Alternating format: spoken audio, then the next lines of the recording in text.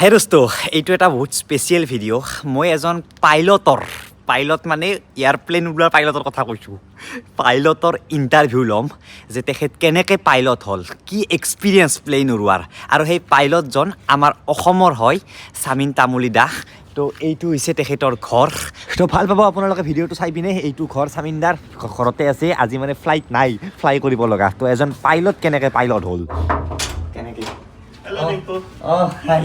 Hi. তো এই স্বামীনদা তো বলক বহি লৈ কথা পাতোঁ আৰু এখেত নট অনলি পাইলট এখেতে পাইলটক শিকায় বহুত এক্সপিৰিয়েঞ্চ পাইলট ইণ্টাৰনেশ্যনেল ফ্লাই কৰে আপোনাৰ ঘৰ নামৰূপত নহয় জানো হয় হয় তো দাদা এজন কমাৰ্চিয়েল পাইলট হয় তো দাদা আপোনাৰ প্লেন উৰোৱা কিমান বছৰ হ'ল বৰ্তমান মই ড্ৰিমলাইনাৰ উৰাই আছোঁ অ'কে আগতে এয়াৰবাছত আছিলোঁ অঁ মই 2005ৰ পৰা কমাৰ্চিয়েল এয়াৰলাইন্সত আছোঁ আচ্ছা তাৰ আগতে ট্ৰেইনিঙত আছিলোঁ 2005ত মই সম্ভৱ এয়াৰ ডেকেন জইন কৰিছিলোঁ 2008ত মই জৰ্ডান এভিয়েশ্যন গৈ পিনি তাৰপিছত মই 2010ত সম্ভৱ মই ইণ্ডিগ'ত আছিলোঁ 2010ৰ পৰা 2014লৈকে তাৰপিছত মই এখন ইণ্টাৰনেশ্যনেল এয়াৰলাইন্সত জইন কৰা হ'ল তো দাদা এতিয়া মানে নৰ্মেল মানুহৰ যিটো কুৱেশ্যন মাইণ্ডত আহি থাকে তেনেকুৱা কুৱেশ্যন আপোনাক সুধিছোঁ আৰু এনে ফ্লাইট বহুত টাইপৰ আছে স্পেচিয়েলি দুটা কোম্পানী ফ্লাইট বনাই নহয় জানো প্লেনবিলাক বনায় এটা বয়িং এটা এয়াৰবাছ তো এজন পাইলটে মানে চব প্লেন উৰাব পাৰে নে কিবা সেই থাকে মানে নাই পাইলটে যিখন তেওঁৰ লাইচেন্সত যিখন লিখা আছে সেইখনে উৰাব পাৰে চব উৰাব নোৱাৰে মানে চব প্লেনবিলাক বেলেগ বেলেগ নেকি চব প্লেনবিলাক basic concept is same basic concept same হয় কিন্তু ধৰক কিছুমান ইনষ্ট্ৰুমেণ্টেশ্যন কিছুমান অট'মেশ্যন সেইবোৰ অলপ ধৰক ডিফাৰেঞ্চিয়েশ্যন আছে ড্ৰাইভিং লাইচেন্সৰ নিচিনা নহয় চব গাড়ী চলাব পাৰে না তেনেকুৱা নহয় ইয়াত যেনেকৈ ড্ৰাইভিং লাইচেন্সত আপোনাৰ যদি মাৰুতি লিখা আছে অকল মাৰুতিয়ে চলাব পাৰে বাকীবোৰ নোৱাৰে তেনেকুৱা ইয়াতো তেনেকুৱাই হয় আৰু এইটো জনাবলৈ পাই আপোনাক খুব সুখী যে দাদাই প্ৰায় মেক্সিমাম ফ্লাইট উৰাব পাৰে নহয় জানো কমাৰ্চিয়েল মই কমাৰ্চিয়েলি উৰাই আছোঁ মেক্সিমাম মই ধৰক প্ৰাইভেট নোৰাওঁ চব কমাৰ্চিয়েলি উৰাই আছোঁ এতিয়ালৈকে মষ্টলি মোৰ ফ্লাইট ড্ৰিমলাইনাৰ ফ্লাইটিঙে কৰোঁ আগতে এয়াৰবাছত আছিলোঁ এতিয়া ড্ৰিমলাইনাৰত আহি গ'লোঁ এখন প্লেইনে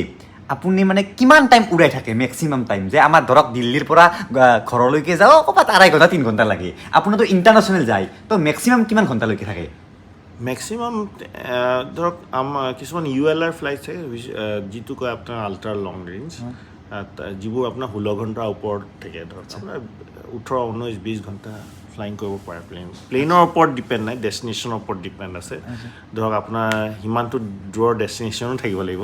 যে 20 ঘণ্টালৈকে যাবলৈ কিন্তু মেক্সিমাম ধৰক 16-17-18 ঘণ্টাত চব ডেষ্টিনেশ্যন পোৱা যায় অ'কে আৰু এনেকুৱা ডাঙৰ প্লেনবিলাকত ড্ৰিমলাইনাৰ আপুনি যিহেতু উৰাই তাত পাইলট কিমানজন থাকে আমি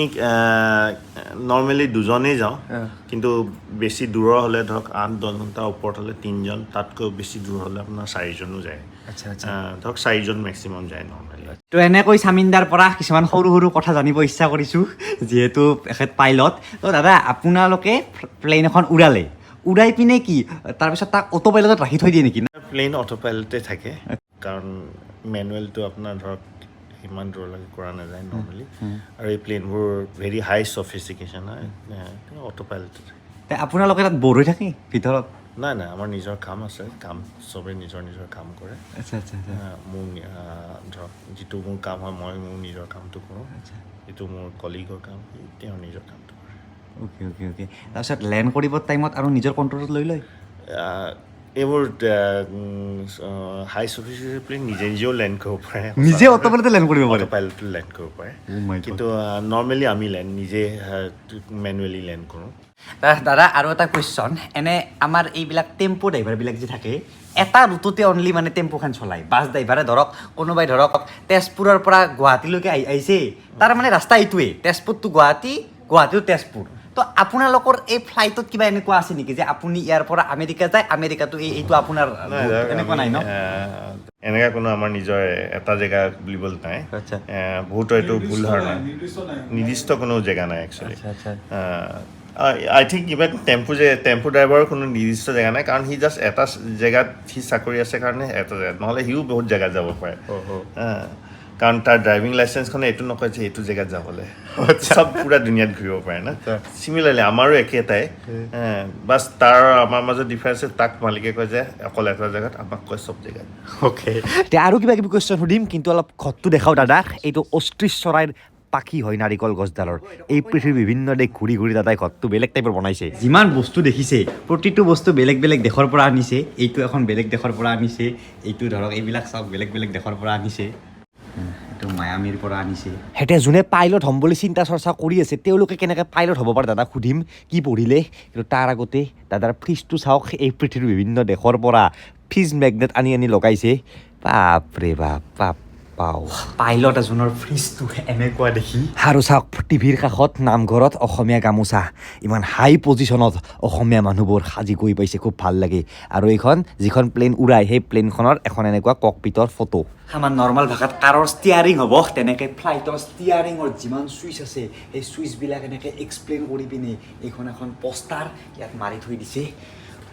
আৰু এই যিটো ফুল আছে এইটোক ফৰ এভাৰ ৰ'জ বুলি কয় মানে কি কোনো প্লাষ্টিক নহয় একদম নেচাৰেল প্ৰাকৃতিকভাৱে হোৱা ফুল গোলাপ ফুল কিন্তু এই গোলাপ ফুলটো আপুনি এনেকৈ থ'লেও এইটো মানে মৰহি নাযায় মানে এইটো প্ৰায় 3 বছৰমান হ'ল বোলে এনেকৈ আছে এইটো লণ্ডনৰ পৰা আনিছে কিন্তু পাই ইয়াতো this is for ever rose এনেকৈ থাকিব এইটো মৰহি নাযায় 3-4 বছৰ বোলে হ'লেই ৱাও আৰু এতিয়া ভাত খাম আৰু এই ভাতবিলাকো মানে চামিনদায়ে বনাইছে চামিনদাই খুব এজন ভাল ৰান্ধনীও হয় প্লেন উৰোৱাৰ লগতে প্লেন যেনেকৈ মজা উৰাই ৰান্ধিও ভালে তবদাৰ ভাইটি হয় চামিন্দা পূৰা নিজা আৰু তো ইয়াত লৈ আহিলে মই আগতে আহিছোঁ সি পিছত আহিছে কিন্তু মানে সি মোৰ এনেকুৱা ভাই মানে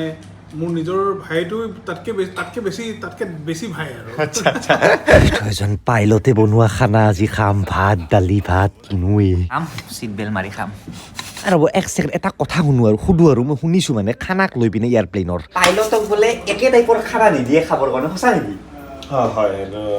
দুইটাকে একেলগে নিদিয়ে আৰু একে টাইপৰ নিদিয়ে কাৰণ ফুড পয়জনিঙৰ এটা কনচিকুৱেঞ্চ হয় যদি সেইকাৰণে জাষ্ট ফৰ ছেফটি ৰিজনছ আচ্ছা তো কথাটো সঁচা মই বহুত ভিডিঅ'ত পাইছোঁ যে পাইলটক একে টাইপৰ খানা একে সময়ত খাব নিদিয়ে যদি কিবা কাৰণত ফুড পয়জনিং হয় এজনৰ হ'ব এজনটো থাকিব আৰু দাদা ইণ্টাৰনেশ্যনেল টাইপত কিবা কণী বনাই আছে সেই কণী খাই পেলাই সুধি আছোঁ মই ভাত খাই পেলাই মানে কেনেকৈ পাইলট হ'ব আপোনালোকক দাদা আপুনি মানে অসমতে পঢ়িছিল না মই অসমত নামৰূপত পঢ়া নামৰূপৰ কোন স্কুলত পঢ়া মডেল স্কুলত পঢ়া অ'কে তাৰপিছত মই হায়াৰ ছেকেণ্ডেৰী নামৰূপ কলেজৰ পৰা পঢ়া তাৰপিছত মই Karnal Haryana institute of civil এভিয়েশ্যনৰ পৰা ফ্লাইং কৰিছিলোঁ পাইলট হ'বলৈ ইমান দিগদাৰ ইমান মানে মুস্কিল নহয় আপুনি ছায়েন্স ফিজিক্স আৰু মেথছ বেকগ্ৰাউণ্ড হ'ব লাগিব মানে আৰ্টছ হ'লে নোৱাৰে নহয় জানো আৰ্টছ হ'লে নোৱাৰে কাৰণ ইণ্ডিয়ান ৰেগুলেশ্যনছত আপোনাৰ ফিজিক্স আৰু মেথছ লাগিব ইভেন ফিজিক্স কেমেষ্ট্ৰি বায়'লজি হ'লেও নহ'ব মেথছ থাকিব লাগিব ইটছ লাইক PCM তো হেজ টু বি দেয়াৰ তো মানে হাই ছেকেণ্ডাৰী পাছ কৰিব লাগিব ছায়েন্সৰ পৰা মেথছ ফিজিক্স আৰু মেথছ স্পেচিয়েলি মেথছ তাৰপিছত কি পঢ়িব লাগে তাৰপিছত আপুনি যিকোনো ফ্লাইং ক্লাব জইন কৰিব পাৰে ফ্লাইং ক্লাব মানে কি বস্তু এইটো ফ্লাইং ক্লাব য'ত আপোনাৰ ট্ৰেইনিং হয় ফ্লাইং ট্ৰেইনিং আৰম্ভ হয় আচ্ছা ইণ্ডিয়াত ভাল ট্ৰেইনিং আগতে আমাৰ টাইমত আছিলে গভৰ্ণমেণ্ট ফ্লাইং ক্লাব আছিলে আমি গোটেই গভৰ্ণমেণ্ট ফ্লাইং ক্লাবৰ পাছ কৰা কিন্তু এতিয়া ধৰক বহুত ভাল ফ্লাইং ক্লাব আহিলে যেনেকৈ Indira Gandhi Rashtriya Uran academy it's a very good flying club government flying club plus ধৰক মই যিমান জনামতে CAE সেইটো বিৰাট ভাল ফ্লাইং ক্লাব গণ্ডিয়াত আছে আছিল এটা সৰু ভিডিঅ' চামিনদাৰ লগত